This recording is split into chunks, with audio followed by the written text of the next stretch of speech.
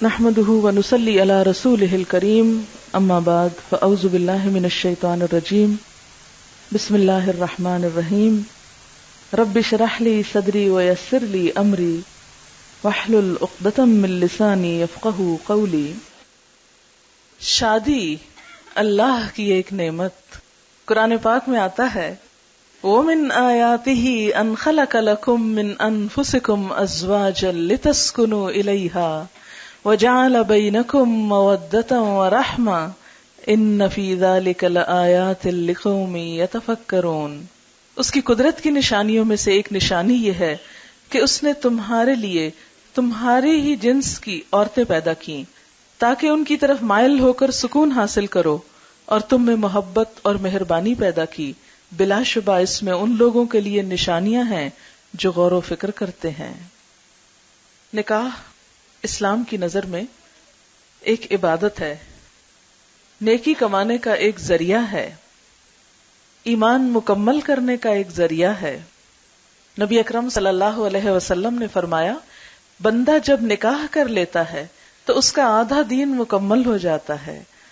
اب باقی ماندہ آدھے دین کے بارے میں اسے اللہ سے ڈرتے رہنا چاہیے. نبی صلی اللہ علیہ وسلم نے فرمایا دنیا ایک متاع ہے، فائدے کی چیز ہے، پونجی ہے، اور دنیا کی سب سے بہترین متاع نیک بیوی ہے. یعنی دنیا کی سب سے بہترین چیز نیک بیوی. ہمارے ہاں عموماً شادیاں جس طریقے پر ہوتی ہیں اس میں وقت کا بھی ضیاع ہوتا ہے، پیسے کا بھی ضیاع ہوتا ہے، اور ایک بھیڑ جمع ہوتی ہے اور بکھر جاتی ہے. انجوائمنٹ صرف کپڑے اور کھانے تک رہ گئی ہے.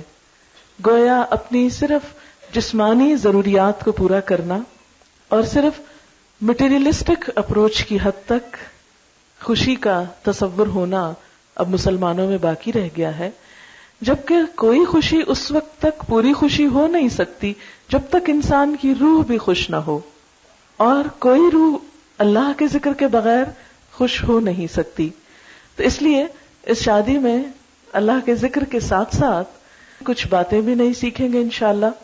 یعنی خوشی کا اظہار بھی ہو اور اس کے ساتھ ساتھ اچھی اچھی نصیحتیں بھی ہوں جو دلہن کو اور اس کی بہت سی دوستوں اور سہیلیوں کو بھی کام آئے انشاءاللہ، اور جو بھی شریک ہونے والے ہیں. تو ہم شروع کرتے ہیں.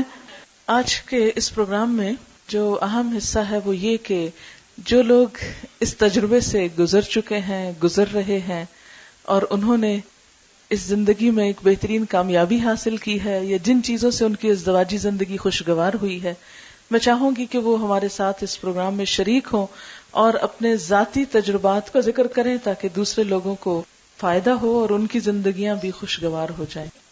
سب سے پہلے ایک بیٹی کے لیے سب سے زیادہ جو چیز دعاؤں کا اور دوسرے گھر میں مقام بنانے کا سبب بنتی ہے وہ خدمت ہے.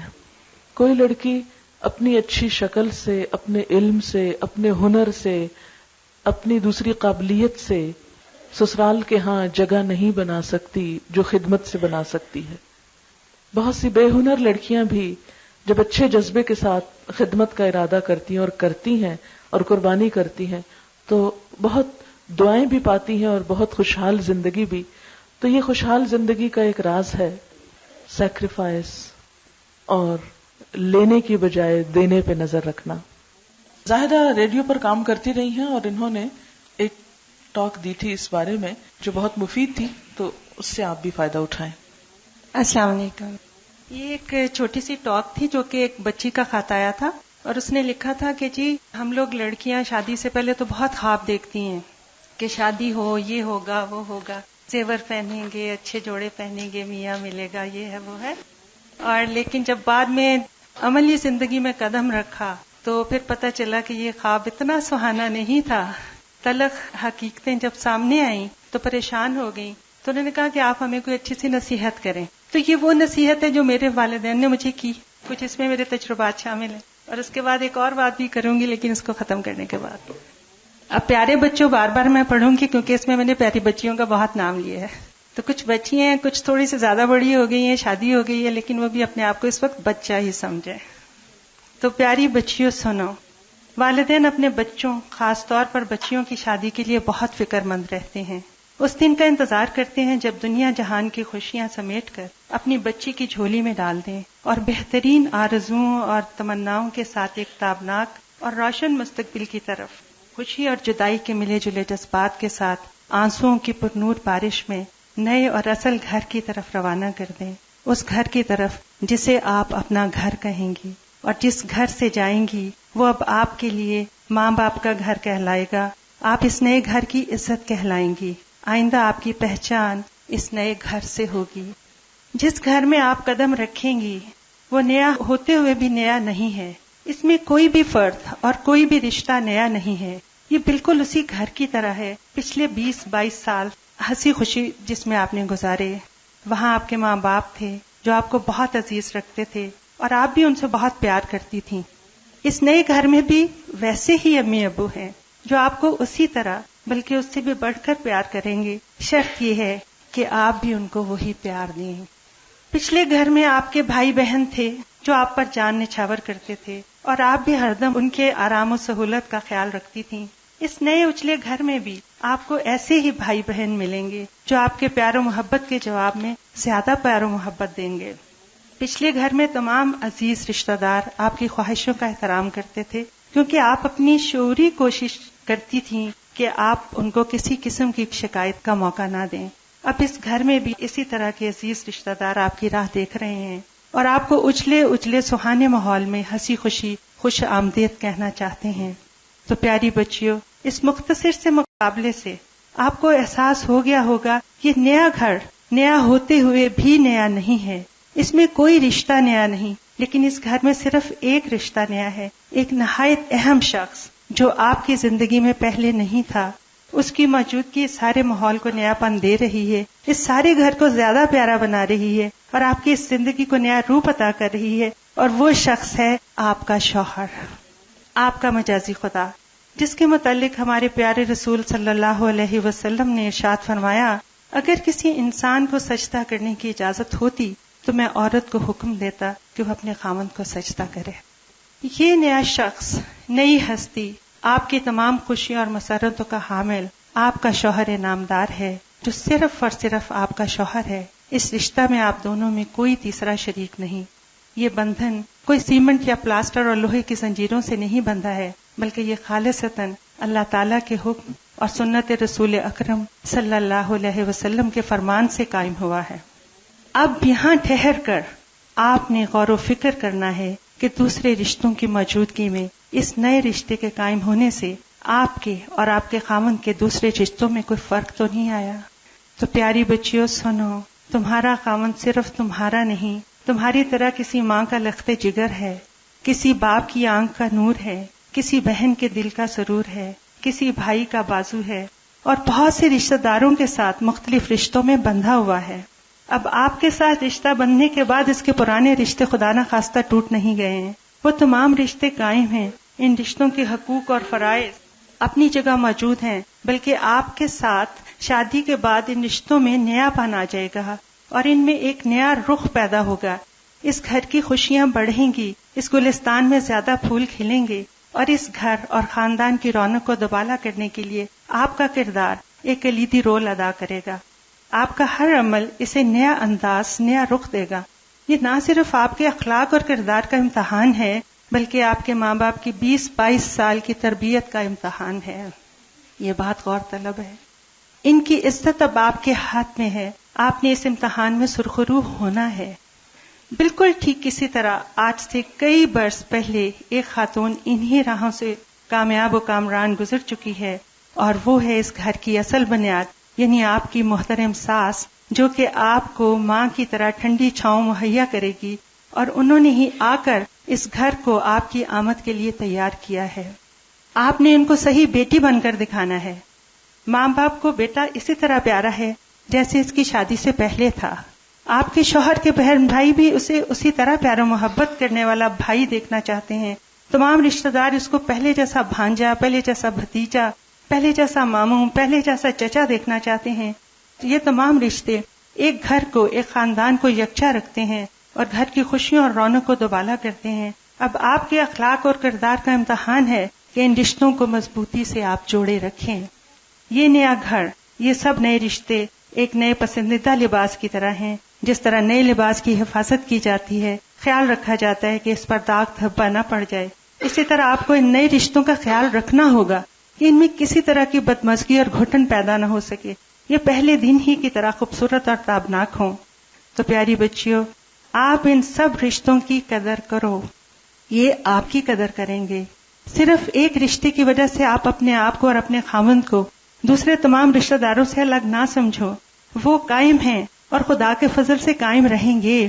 آپ کی شادی سے پہلے یہ گھر چل رہا تھا، اب آپ اس میں ایک بہترین اور انمول اضافہ ہیں۔ پہلے غور سے اس گھر کی روایات اور طور طریقوں کو سمجھیں، اسی میں ڈھل جانے کی کوشش کریں۔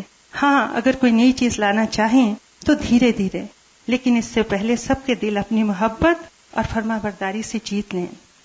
گھر کے کام کاج میں دلچسپی لیں، گھر کا فرد ہوتے ہوئے گھر کی ذمہ داریاں سنبھالیں اور بانٹیں، کیونکہ شادی کے بعد آپ ایک ذمہ دار خاتون بن گئی ہیں۔ عزیز بچیوں، شادی سے پہلے اپنے والدین سے تھوڑا بہت تو خفا آپ ہوتی ہی ہوں گی، جب آپ کی کوئی خواہشات پوری نہیں کرتے ہوں گے یا جب آپ کو کسی بات پر ڈانٹ دیا جاتا ہوگا۔ بہن بھائیوں سے چھوٹا موٹا لڑائی جھگڑا بھی ہوتا ہی ہوگا، لیکن تھوڑی دیر کے لیے، اس کے بعد دل بالکل صاف اور پھر وہی پہلے والا پیار و محبت اور وہی پیاری سی فضا۔ تو سسرال میں بھی آپ نے کسی بات کو دل سے نہیں لگانا، کسی بات کو ایشو نہیں بنانا، بلکہ پہلے کی طرح تھوڑی سی خفگی کے بعد دل و دماغ بالکل صاف اور دوبارہ وہی پیار و محبت والی فضا کو قائم کرنا ہے۔ اپنے پیار، فرما برداری، محبت سے سب کے دل جیت لیں، خود بھی خوش رہیں، دوسروں کو بھی خوش رکھیں۔ اسی طرح آپ کی بہترین ایڈجسٹمنٹ ہوگی۔ آپ کا گھر ایک مثالی گھر ہوگا جہاں ہر طرف محبت ہی محبت ہوگی۔ ہماری دعا ہے اللہ تعالیٰ آپ سب کو بہت خوش رکھے اور خوش و آباد رکھے۔ یہ تو وہ ایکسپیرینس تھے جو شادی سے پہلے کے تھے۔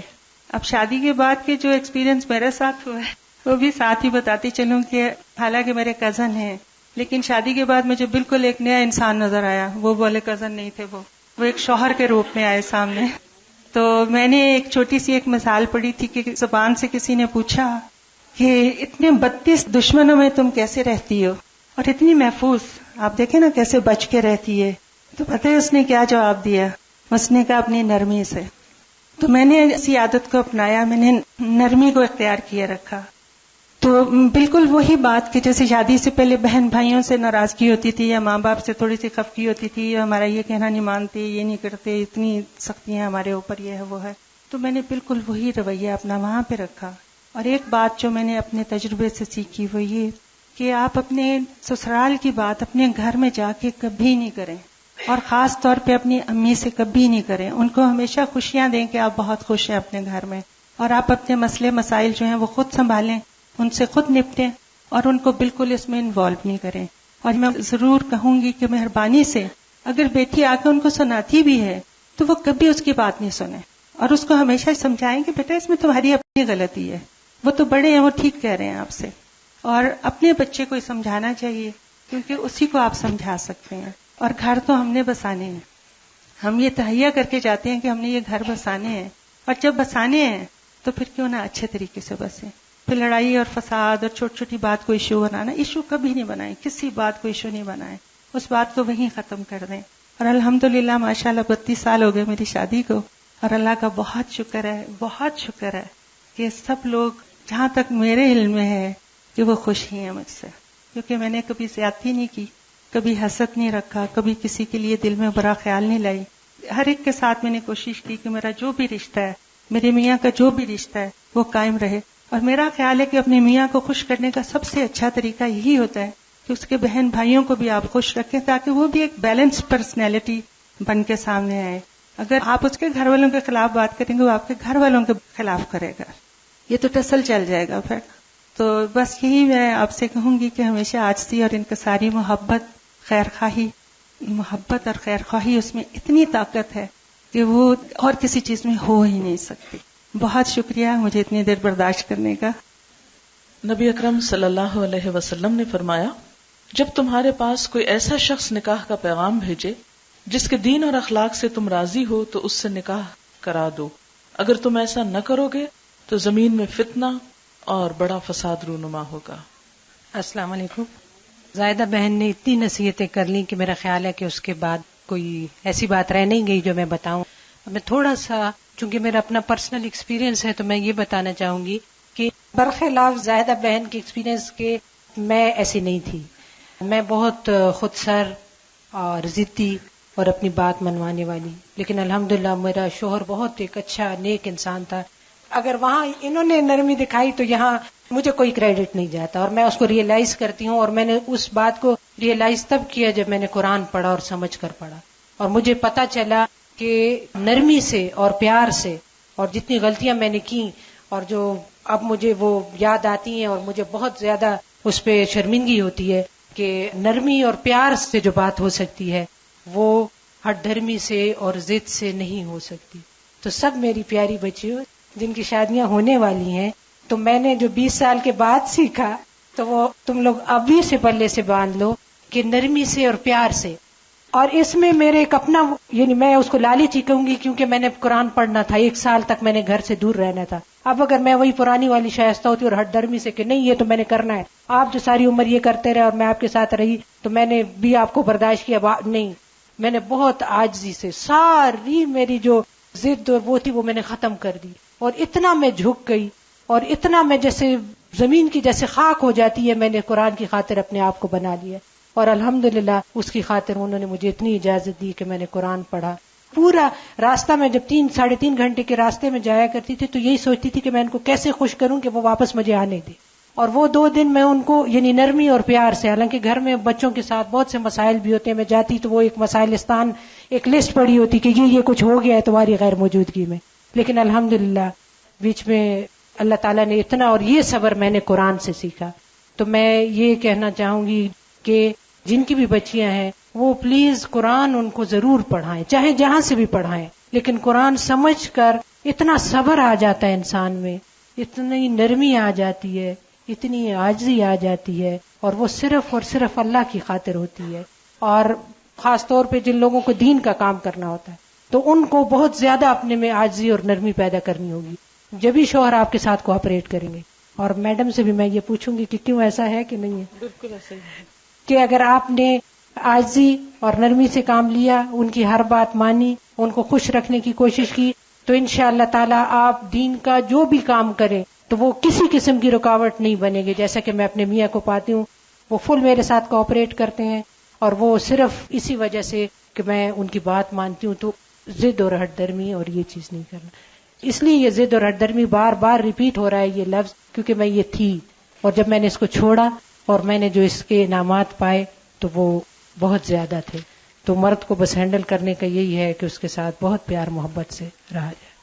میں ایک حدیث سنا دیتی ہوں آپ کو. وہ یہ کہ حضرت انس رضی اللہ تعالیٰ عنہ کہتے ہیں حضرت ابو طلحہ نے حضرت ام سلیم سے نکاح کیا اور مسلمان ہونا ان کے درمیان مہر قرار پایا. حضرت ام سلیم ابو طلحہ سے پہلے مسلمان ہو چکی تھی.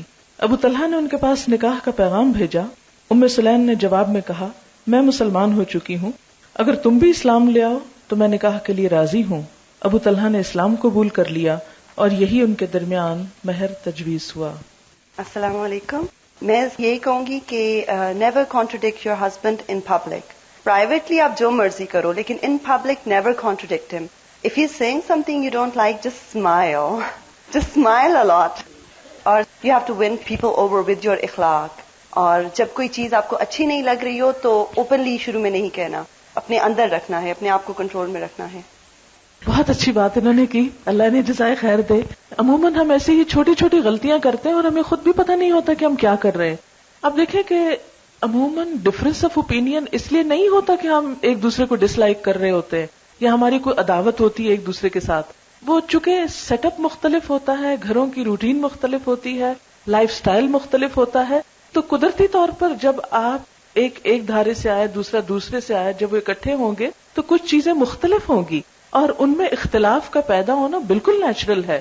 اگر آپ اپنے آپ کو دوسرے کی جگہ پر رکھ لیں تو آپ سوچیں اگر میں اس بیک گراؤنڈ سے آتا تو میں بھی ایسا ہی ہوتا، تو اس لیے مجھے دوسرے کو معاف کر دینا چاہیے. اور بہت کام کی بتائی یہ بات انہوں نے کہ کبھی پبلکلی اپنے ہسبینڈ کو کنٹراڈکٹ نہیں کریں، کیونکہ مردوں کی جو انا ہوتی ہے، مردوں کی جو خودداری ہوتی ہے، ان کو جو اللہ نے وَلِلرِّجَالِ عَلَيْهِنَّ دَرَجَةٌ کہ مردوں کے لیے ان عورتوں پر ایک درجہ ہے، وہ جو اتھارٹی والا ہے اس کو چیلنج نہیں کریں کبھی. اس کو چیلنج کر کے خود آپ نقصان اٹھائیں گے.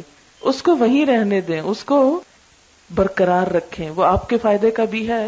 اور اگر اس معاملے میں اس نصیحت پر عمل ہو جائے کہ ٹھیک ہے اختلاف بھی ہو گئے، آپس میں محبت سے بھی انسان ایک دوسرے سے جھگڑتا ہے، روٹتا ہے، سب کچھ چلتا ہے، ایک نیچرل لائف کی علامت ہے، لیکن لوگوں کے سامنے نہیں. کیونکہ شوہر اپنی بے عزتی کو ہمیشہ دل میں رکھ لیتے ہیں اور پھر جگہ جگہ انتقام لیتے ہیں اور زندگی تلخ کر دیتے ہیں.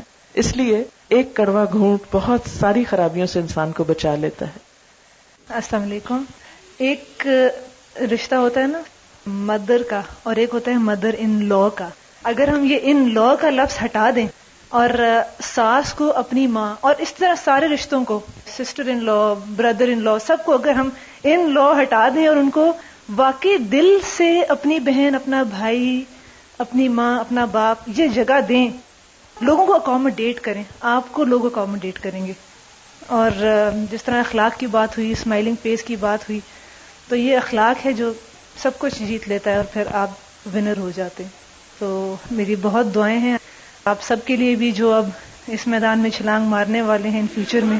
تو اللہ تعالیٰ آپ سب کا حامی و ناصر ہو. السلام علیکم.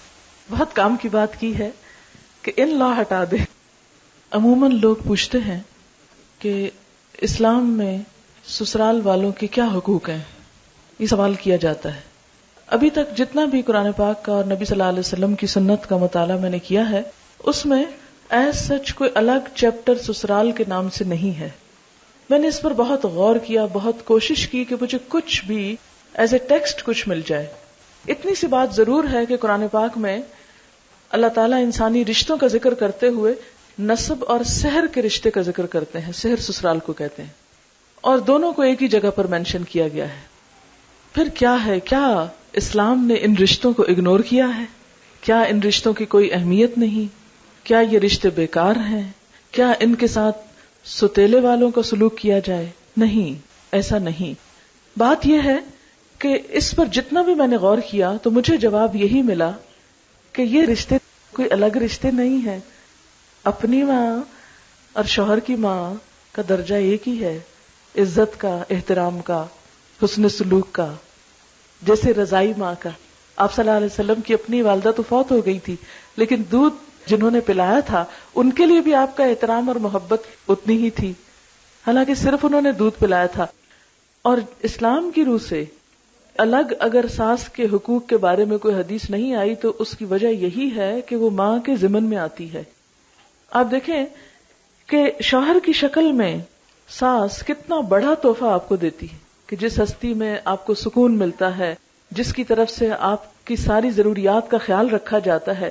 ماں بیچاری کیا کرتی ہے؟ جنم دیتی ہے، پالتی ہے، پوستی ہے، تربیت دیتی ہے، ہوم ورک کراتی ہے، دعائیں مانگتی ہے، ایک کے بعد ایک امتحان پاس کراتی ہے، اور پھر جاب کا موقع آتا ہے اس کے لیے دن رات دعائیں اور خواہشیں اور تمنائیں کرتی ہے. پھر بچے باہر دور چلے جاتے ہیں نوکریوں کے لیے، مائیں ان کی جدائیاں کاٹتی ہیں. کوئی بھی ماں جو ماں ہے اس کے دل میں ماں کا دل دھڑکتا ہے، اس کو پتا ہے کہ ماں کا دل اپنے بچے کے لیے کس قدر تڑپتا ہے، اس کی ملاقات کے لیے، اس کو دیکھنے کے لیے، اس کے شوق میں. اور جب شادی ہو جائے اس کے ساتھ ایک لڑکی کی اور وہ اتنی پوزیسو ہو جائے کہ اب یہ پلا پلایا جوان صرف میرا ہے اور اس میں کسی اور کا حصہ نہیں، اس سے بڑھ کر کیا ظلم ہوگا اور اس سے بڑھ کر کیا زیادتی ہوگی جو زمین پر ہوگی کہ ماں کو اس کے حقوق سے پوری طرح محروم کر دیا جائے اور اس کا مذاق اڑایا جائے یا اس کے ساتھ کوئی ایسا سلوک کیا جائے. نہیں، اگرچہ کوئی بات ناپسند بھی ہو تو بھی اسے ہمیشہ دیکھیں کہ کیا آپ کو اپنی امی کی کوئی بات ایسی نہیں گزری تھی کہ جو پسند نہ آئی ہو.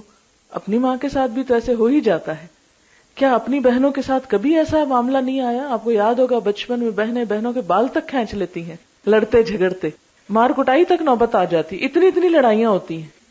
تو اگر نند نے کوئی بات کہہ دی تو کیا ہو گیا؟ کیا قیامت آ گئی؟ اگر دیور نے کوئی بات کہہ دی تو کیا قیامت آئی؟ کیا بھائی نے کبھی کچھ نہیں کہا؟ لیکن اصل بات یہ ہے، اصل مشکل یہ ہے کہ ہم ان رشتوں کو ایکسپٹ نہیں کرتے. سب سے بڑی خرابی ہے کہ ہم انہیں ایکسپٹ نہیں کرتے. تو دین پڑھنے کے بعد جو سب سے بڑی تبدیلی آنی چاہیے، یہ جو میں نے اپنے اندر لانے کی کوشش کی، وہ یہ کہ ان رشتوں کو ایکسپٹ کیا ہے اور ان کا احترام.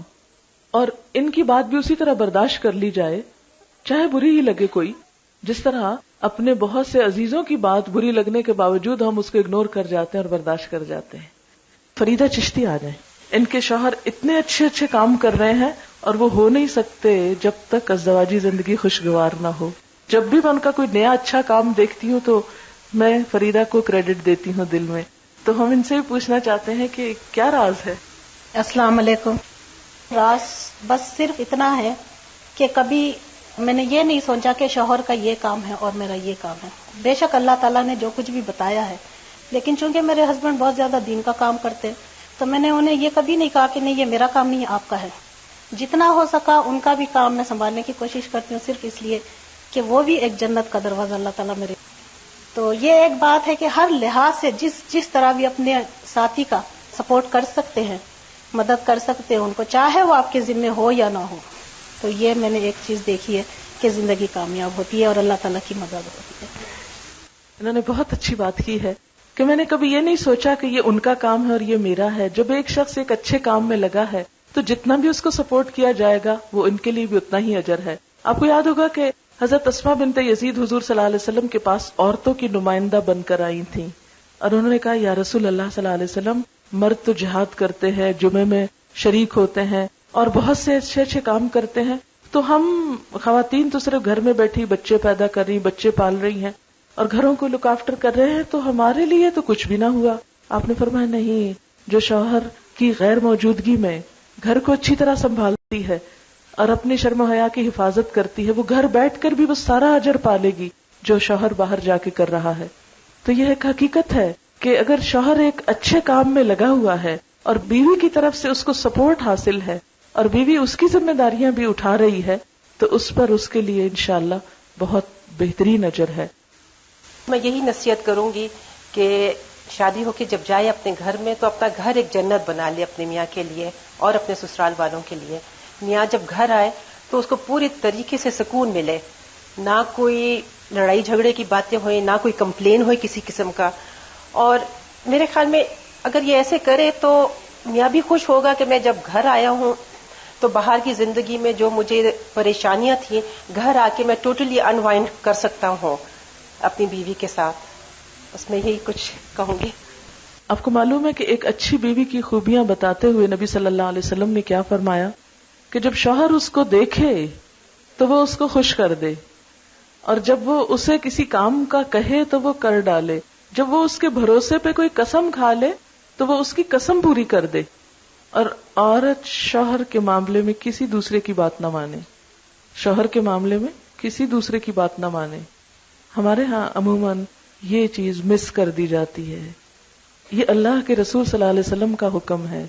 ہم بہت سی چیزوں میں شوہر کے ساتھ آرگیو کرتے ہیں کسی اور کے کہنے پر، بعض اوقات اپنے ہی پیرنٹس کے کہنے پہ.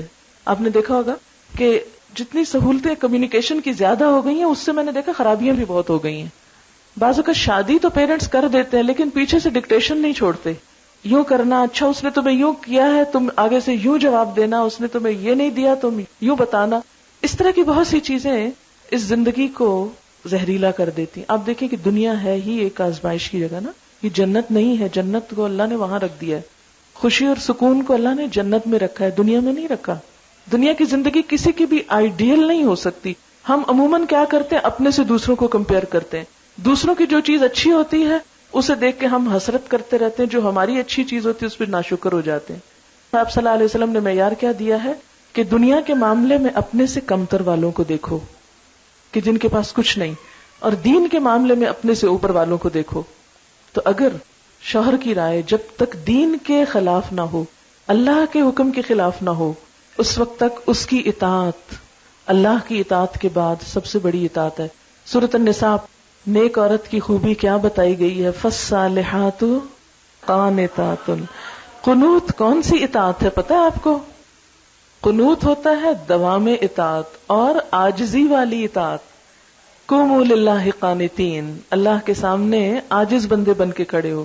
تو بیوی کی جو خوبی قرآن نے بتائی وہ کیا ہے؟ نیک عورتیں فرما بردار. اور یہ نہیں کہ صرف اچھے وقت میں فرما بردار، چاہے اپنی مرضی نہیں بھی، اپنا دل نہیں بھی چاہ رہا، اپنی خواہش نہیں بھی، کسی بھی چیز میں شوہر کی خواہش ہے، مثلا شوہر باہر جانا چاہتا ہے، وہ ہم سے چاہتا ہے کہ ہم بھی ساتھ چلیں، ہم کہ نہیں میرا تو موڈ نہیں، میں تو سو رہی ہوں، آپ جائیں جہاں جاتے ہیں. بعض اوقات وہ کسی چیز کا مطالبہ کرتا ہے، ہم کہتے نہیں ہمارا تو موڈ نہیں. تو قرآن پاک نے یہ نہیں کہا فالصالحات مطیعات، اس میں بھی اطاعت ہے. کیا کہا؟ فالصالحات قانتات، قانتات دوام اطاعت ہمیشہ، اور اس کے ساتھ عاجزی، انکساری.